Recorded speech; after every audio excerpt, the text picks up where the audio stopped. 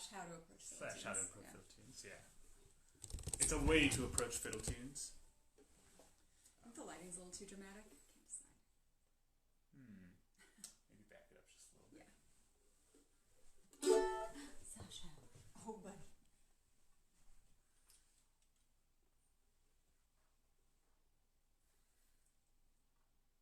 Warmer? Warmer. Make it warmer.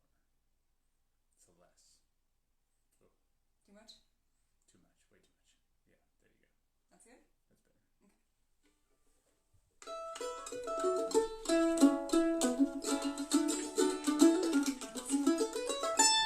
Could use your tuner for a second. Yeah.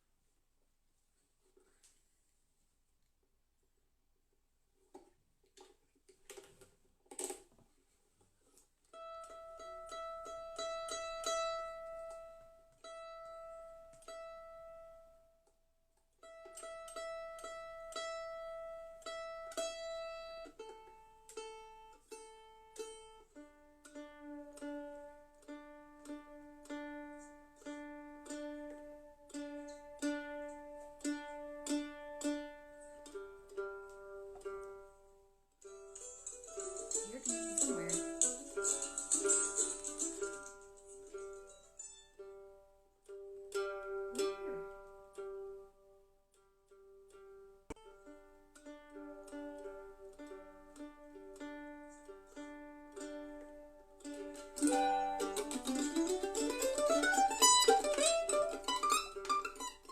Here can be somewhere.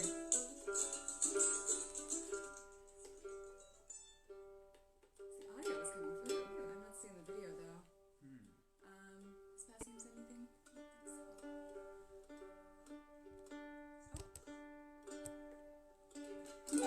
don't think so. This is a new mandolin I just got. It's going somewhere. The audio is coming through. I'm not seeing the video though. Is Passim anything? I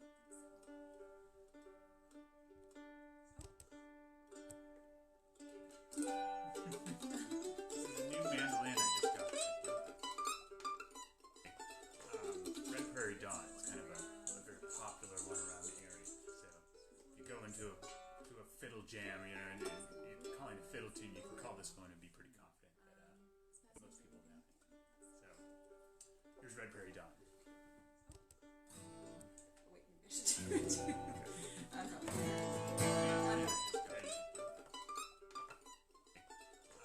Red Prairie Dawn is kind of a very popular one around the area. So you go into a fiddle jam, you know,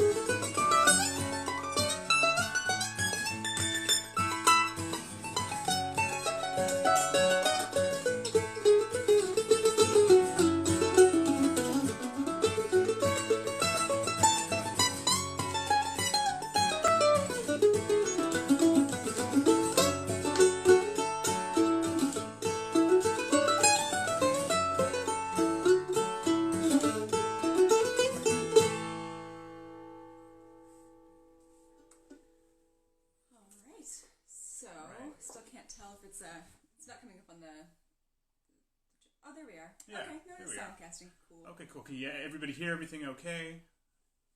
Yeah, how's the sound? Yo. Yo. Hey, Andy. All right, awesome. Seems like we're good. So we're gonna get started then right away because I've been known to get long-winded about this stuff. So and I only have a small amount of time to go through this. But I want to break down, that sort of approach to fiddle tunes. There's many different types of fiddle tunes that you could play. There's old-time tunes. You could play fiddle tunes like bluegrass tunes, and that's sort of where it originates. This type of fiddle tune originates. But one cool thing about fiddle tunes is it's sort of evolved and kind of gone off into its own thing. There's just as many. It's sort of like this snowball thing that fiddle tunes took off from bluegrass and then started picking up jazz, and there's Scandinavian stuff. There's all sorts of different elements to it, and it's not just a bluegrass thing anymore.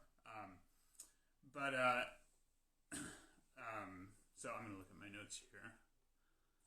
So the way this sort of fiddle tune, and I guess I might call them like a festival fiddle tune, works, is it's sort of like a conversation between two or three or more or multiple musicians, but it's conversation in real time where musicians interact with other musicians. It's not just something like if you play like an Irish tune and someone's backing, there is a sort of interaction, but it's not on the spot interaction. And that's really what I'm going to focus on here today. And originally I wanted to do a thing about how to converse with other musicians, but now that idea maybe feels a little bit outdated given our situation. So I wanted to break down how this sort of way that I practice fiddle tunes.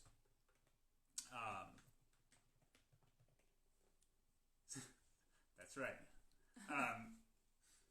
So this is something I came up with for Lindsay, because Lindsay's not as she's not as versed in improvising, and I wanted to sort of speed up the process. So I'm like, okay, this is sort of a guideline on how to practice this stuff, and each one of these steps is really important. I'm going to go through six.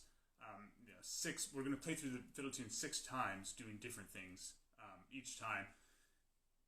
It may seem a little redundant here and there, but every piece is just as important, and you don't want to skip any of them. So especially the first 3. So we're going to jump right in. The first thing I do in fiddle, I call this fiddle tune boot camp. The first thing I do is play the melody, and I want to break down what makes the melody the melody. A lot of times with these sort of old-time or bluegrass fiddle tunes, you notice that there's a million ways to play them. So, like, how do you decide how to play them? And I think most of them have this sort of like defining feature, like with that one, Red Prairie Dawn. It's that's sort of how you know it's the fiddle tune. And then there's multiple variations, ways you can play it. You'll hear it different. Like everybody I hear plays it differently, but you always know it's Red Prairie Dawn by sort of referencing that rhythm. And then there's these little sort of fill parts, which are a little bit more obscure, but still, you still have to sort of reference that. So when you're finding your melody, you want to find the way you play it, but you want everybody to know that's still Red Prairie Dawn. Like I played Red Prairie Dawn before I started playing it with Lindsay, and Lindsay's way of playing it has sort of influenced my way of playing it. So it's subject to change, but you want to be comfortable with that. So the first thing I would do is play the melody and play it very straight and try to have every note pop out. So I'm going to play this sort of slow, because I hate it when people... I've been to like seminars or masterclasses where people play. They're like, oh yeah, just do it like that. You're like, all right. So I'm just going to break down how I might approach this melody and do it real slowly. Always play. I'm not going to play with a metronome right now because it's going to be really annoying for you guys. but always play with the metronome. I spent years trying to avoid the metronome because I felt like it kept on just slowing down. You can turn it down too if you want the volume to be a little bit lower. Oh, okay, maybe I'll do that.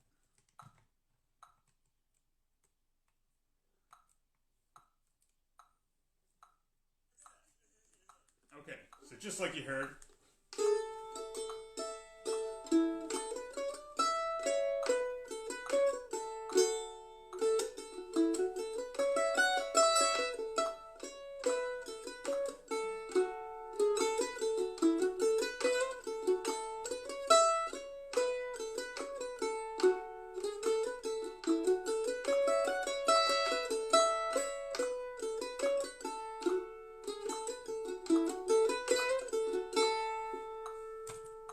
And so on. So you want to keep it very simple the first time because you want that melody to stick in your head through this whole exercise that we're going to do here. And because the melody is, you hear almost everybody say that the melody is the most important thing, and they're all right. So when you're playing a fiddle tune like this, the melody, you always want to reference the melody in some way, even if it's just in a small way. You want everybody to know that you're playing Red Prairie Dawn. So when I practice it the first time through, I just play the melody, and that sort of gets my head into the melody itself. The second time through, I do just the rhythm, and that might seem like super boring, super redundant, but it's very, when you play the rhythm alone, you're often playing it with other people. When you sit down and you play it by yourself, and all of a sudden you're like, oh my god, I am so off. And I think it's really important to practice that rhythm and get a feeling for this rhythm. These first three times through that I'm going to do are sort of like stretching before you go and play sports or something like this. So I would just go. I'm just going to play the A section with the metronome.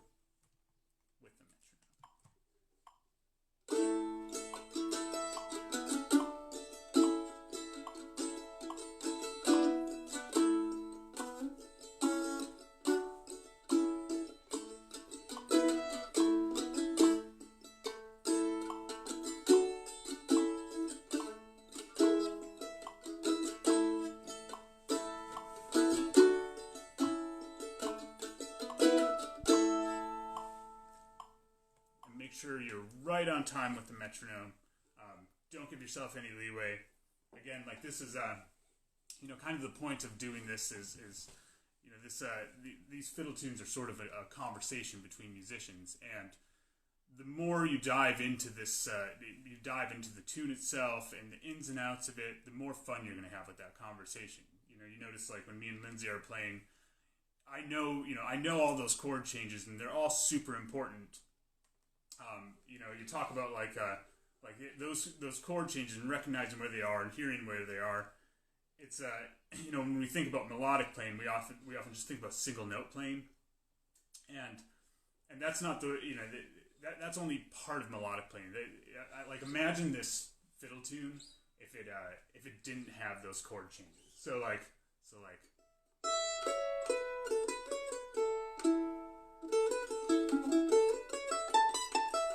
It's boring. It sounds like it goes nowhere. It's instantly 100% less interesting. What makes that whole melody is going to that D right there.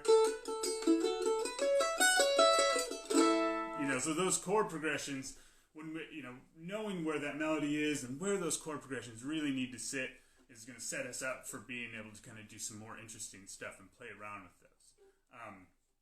So that brings me to the third thing. And this is the last of the sort of stretching. The stuff that we can do after this is, it gets a little bit more up in the air. You can kind of choose what you want. But the last thing I do for the straight, for the just getting ready to go with the fiddle tune, and this is the hardest and probably the most important thing you can do for playing around with fiddle tunes, is to outline the chords. And what that does is it sort of gets if you're improvising, the melody itself we just talked about, it has the chords already in it. Almost all of these melodies do. Whether they're 2 chords or they're 3 chords or they're 5 chords. Like the Red Prairie Dawn is. that right there, that's a triad. And then to the third on the D. And so we already hear that in our head. Now we want to sort of open up open up those those chord voicings and those arpeggiations. So the first thing I do is just get used to hearing those arpeggios, like.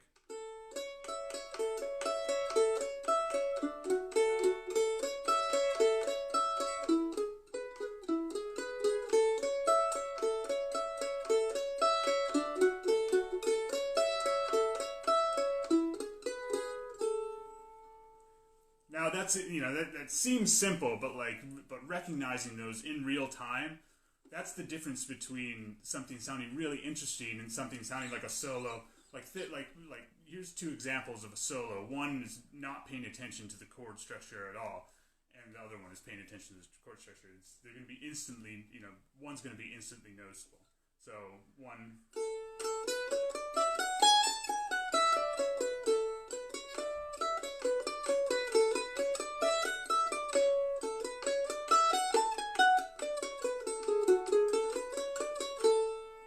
So that's who knows what was just that was just all A. It could have been any other chord. And if you play that in the context of a bluegrass jam, other people are changing the chords, but you're not changing with them in your solo, and it's noticeable. There's a massive difference between that and maybe like.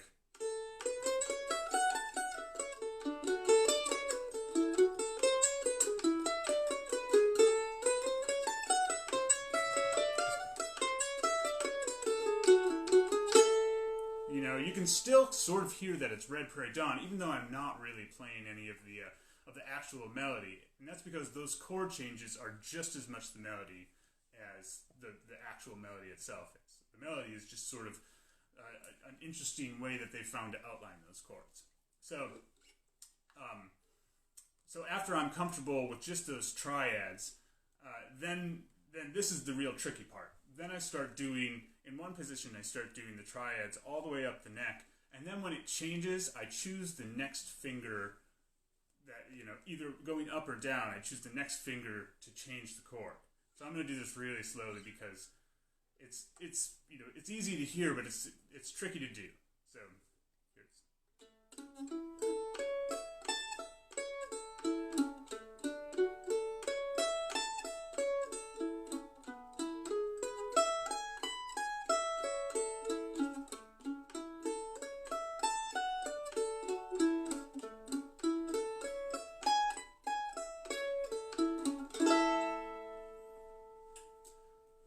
So, if I'm doing that and I mess up, that's okay because that just puts me into another, a sort of another sequence that I need to get in, that I need to find a way to get into that next chord in. So, that the outlining the chords is, I think, something that a lot of bluegrass musicians kind of skip, and I think that it's probably the most important part of solo.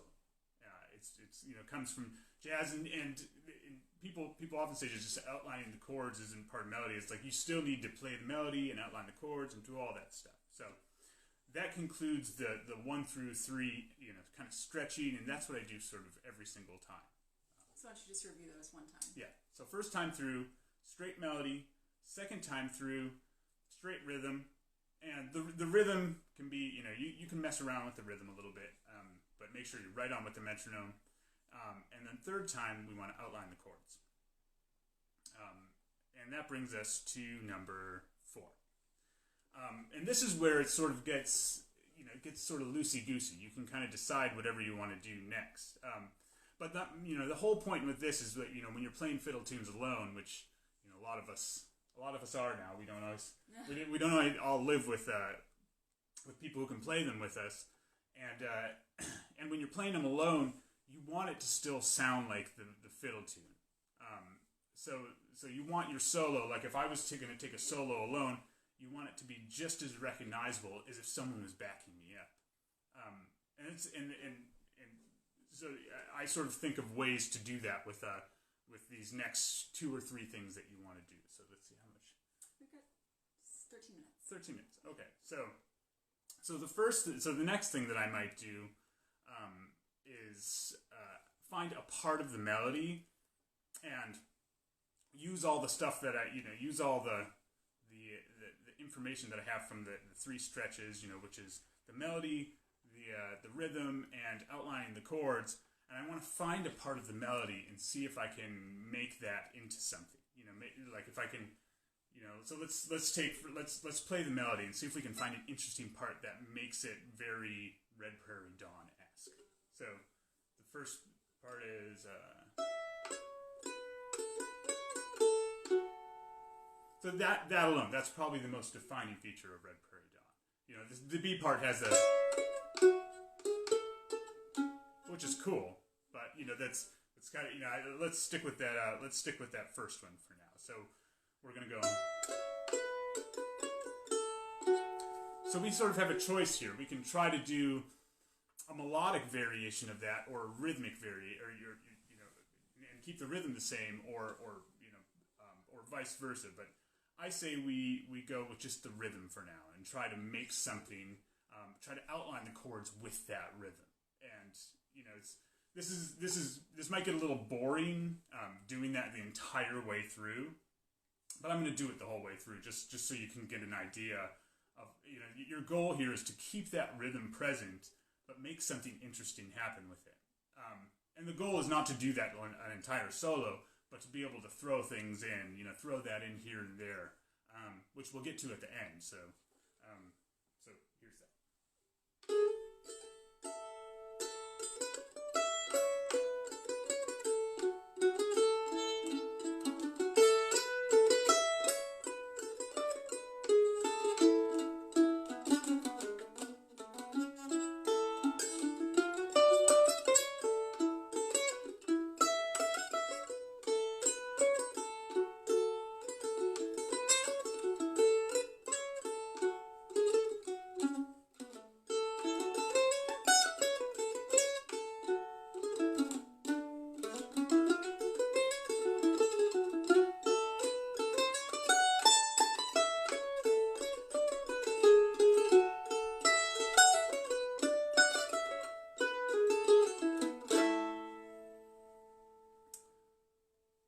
So kind of, it's boring overall, but your goal is to sort of find find a way to keep that moving.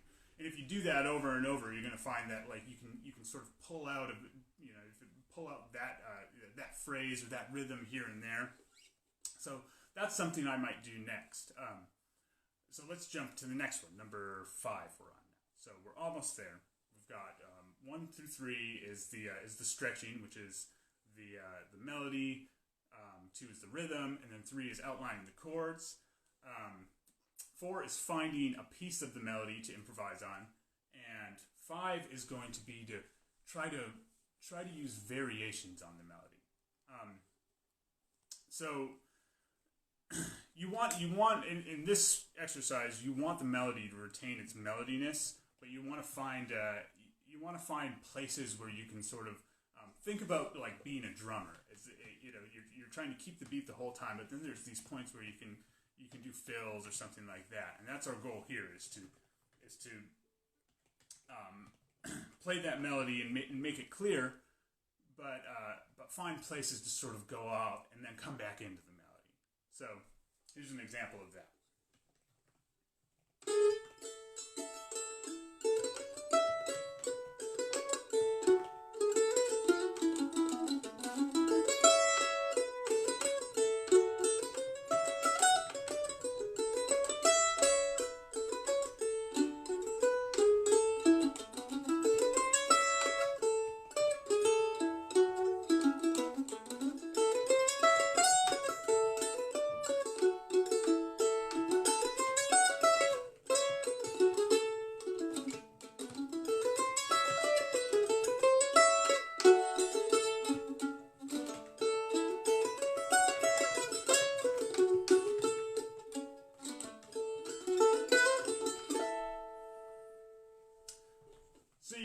Even when if I went out, I made sure to come back, and then, there's 4 bars of one, 4 bars of the other, You can go out for longer, and as long as you kind of bring back into the melody, we're still trying to tell everybody that it's Red Prairie Dawn, but then I'm throwing in but then this is what I can do too, So that brings us to the last one, and the last one, so when I do it, sometimes I'll do like 8 or 9 times through, and I'll, write out, I'll go and do a little bit of sleuthing first and find out like what I'm going to, what part of the melody I'm going to use, or what exercise I'm going to do after the next, and I'll write them all down, and then the last time's a free-for-all. So you can kind of do whatever you want, just have fun with it, but you want to use everything that you've used up till then. So one, you got to have the melody, you got to have the rhythm in there, you want to use, you want it to feel like the sort of, I guess it's almost like a sort of shuffle rhythm. And you want to outline all the chords. You want to play around with the melody, reference the melody, and you also want to be able to call back on the melody. So let's try to do this. I'll still do it pretty slow, and I'll try to go a whole way through while trying to sprinkle one of each of those in here and there.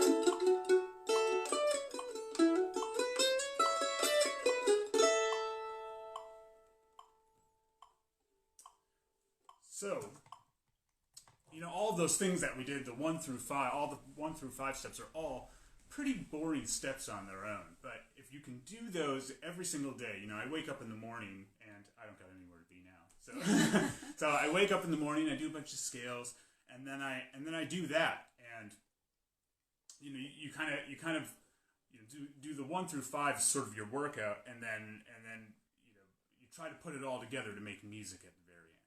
So that's Fiddle Tune Boot Camp. It can be as long as you want, as short as you want, as long as you do those first 3. That's the key to keep you in shape. And the goal here, my goal with this is to sort of stay in shape. I think a lot of musicians notice, and maybe a lot of you guys have noticed that you can practice a lot and get really good at your instrument, and then if you stop doing it for a little while, it's not necessarily like riding a bike. Sometimes you lose it, and it's just like playing a sport or working out or something like that. You got to keep those muscles going. So this is a way to do it while we wait on the next festival season where we can start having conversations. And this is a way to sort of like get your fiddle tune vocabulary up. This is just one way to do it. But what time do we got? We've got 4 more minutes, and so there was one question from Tammy on Facebook. She asked, I already replied, but in case you want to elaborate. Mm-hmm. So when you say this is what you do, is this how you learn it, or is this what you do when playing with other people? And you basically have already addressed this. Yeah, this is for playing with other people. This is what I'm doing right now. I'm